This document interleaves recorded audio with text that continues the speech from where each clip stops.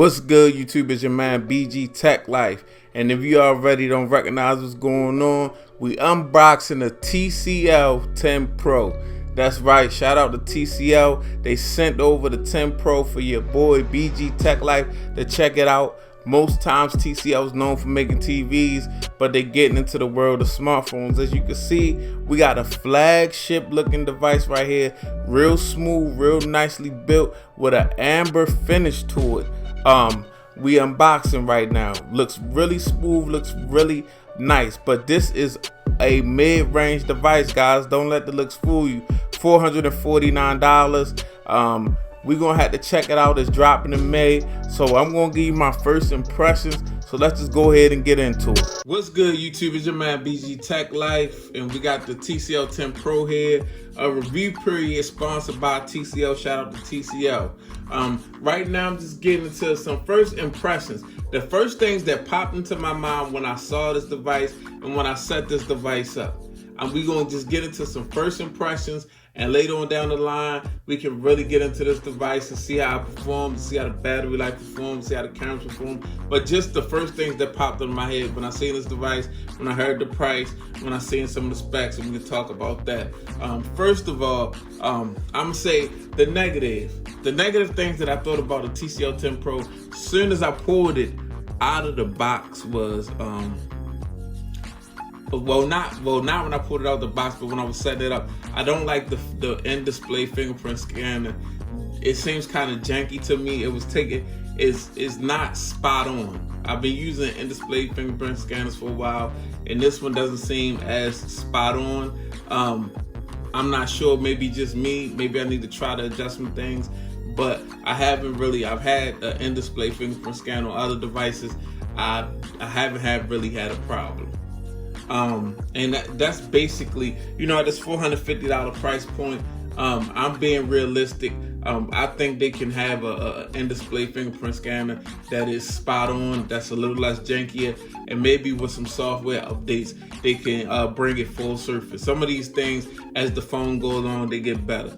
But yeah, not a lot of complaints, definitely the fingerprint scanner. A problem I can see TCL having is that this device is priced at $450. This device is priced at $450. So this device is a mid-tier device. It's not a flagship. But right now, the devices that are $450 are last year's flagships. So this is basically, as in price, is the same price as a used S10. Or used S10 Plus. So TCL has to make sure that they have a reason for you to buy this device over a used flagship, over an old Pixel, over an older iPhone, over a year-old Samsung.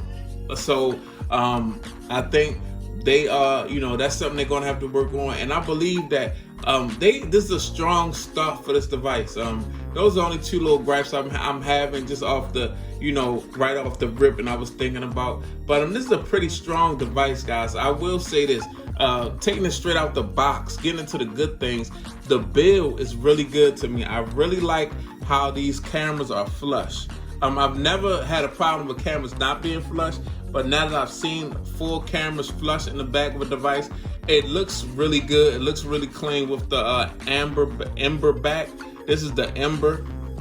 It's like a black to a white gray fade-ish type deal finish, and it looks really good. And these cameras being flush look really good also. I really like that, and it just seems like the cameras are better off protected when they flush, and they instead of bulging out. I really like that. Really like this frame on this device. The frame is very nice, guys. It's got like an aluminum feel to it. As you can see, it's got some bands in it, but just a really nice build on this device, guys. You feel like you're holding a premium device, a sure enough premium. I'm not gonna say flagship, but flagship. We can say that this has the feel of some of the flagships that I've put my hands on. I mean, it feels up to par or better than phones that cost $800, $900, $1,000.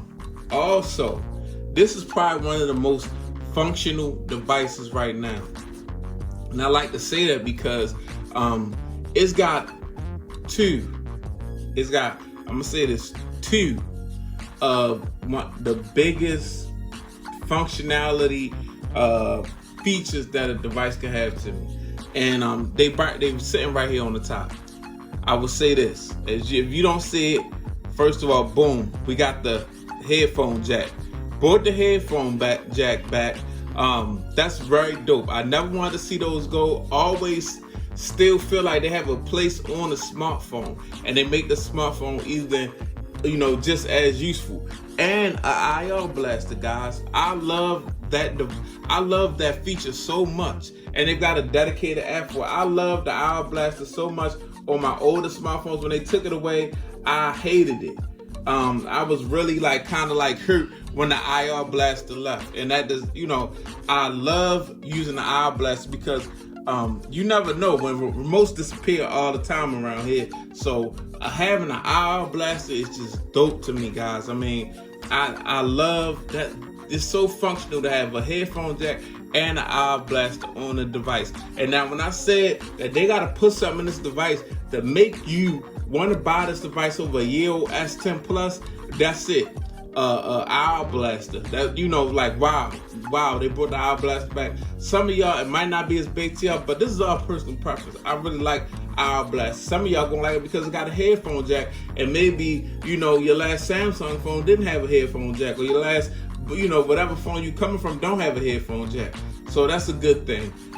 As far as, I can't really get into performance and battery life, things of that nature. That's coming down the line, guys. I'm just letting you know that the phone is on the channel and BG Tech Life is on the job. But also, this display is a 1080. This is 6.47 inch display.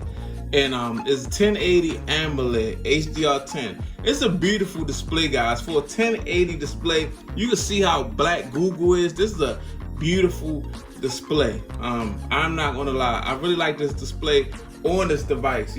For it to be a 1080 display, and I'm a very love displays. I'm a Samsung guy. This is a very good display. I really like it a whole lot, just looking at it, off the break. That was one of the things that drew to me. I like the build of this phone and the display of this phone. Also, so some other things we got to get into is this. Potentially, this phone can have good battery life. It's got a 4,500 milliamp battery in it with a 1080 display. That seems like it could be a combo for some really good battery life. It's got a Snapdragon 675 processor, a Qualcomm Snapdragon 675. So it does, when you spend $450, you do take a hit. You're not getting the latest Snapdragon. But I haven't got into it that much. But I really, it feels like a usable phone. It doesn't feel like a super budget phone. It doesn't. I didn't open it up and just feel like, oh my goodness, what did I get myself into? And I've done that with some phones that were, at the below $500 price point. But this phone feels usable, and it feels like it's gonna be fluid. But that's why we got the review, guys, because I can't make guesses. I'm just gonna bring it back. But yeah, man, it's your man BG Tech Life. We got the TCL 10 Pro on the channel. Shout out to TCL for sending it out. We definitely gonna get into. We're gonna get into cameras. We're gonna get into the processor and the performance, and we just gonna make sure everything works out through and through. We're gonna see how the software updates roll out, things of that nature. But yeah, it's your man BG, and I'm out. Peace.